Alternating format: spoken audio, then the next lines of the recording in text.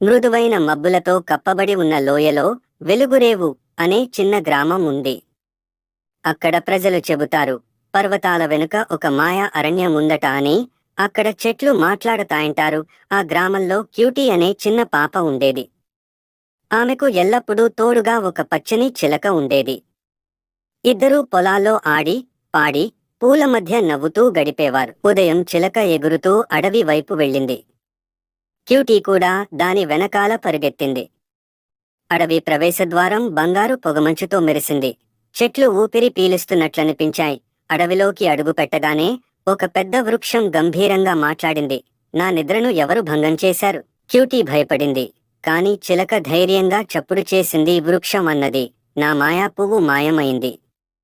దాన్ని వెతికివస్తే నీకు ఒక వరం ఇస్తాను.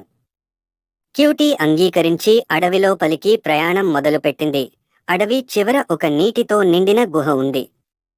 ఆ నీటిపై ఒక వెండి పువ్వు తేలుతూ మెరిసింది. ముత్యాల్లా ప్రకాశించే చుక్కలు క్యూటీ పువ్వును తీసుకుని వృక్షం వద్దకు వచ్చింది. వృక్షం ఆనందంగా అన్నది, నీ హృదయం పవిత్రం. నీ దయ వెలుగుతున్న చోట ఈ అడవి పూస్తుంది. ఆ క్షణం నుంచి అడవి మేల్కొంది. పూలతో నిండిపోయింది. జంతువులు నాట్యం చేశాయి. గాలి సంగీతంలా మారింది. క్యూటీ తిరిగి గ్రామానికి వచ్చింది. రోజు నుంచి గ్రామం పూల పరిమళంతో నిండిపోయింది.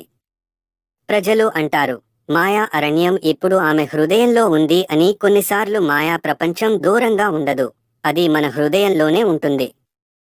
ప్రేమ, దయ, పిల్లల కలలు ప్రపంచాన్ని మేల్కొలిపే శక్తి కలిగినవి.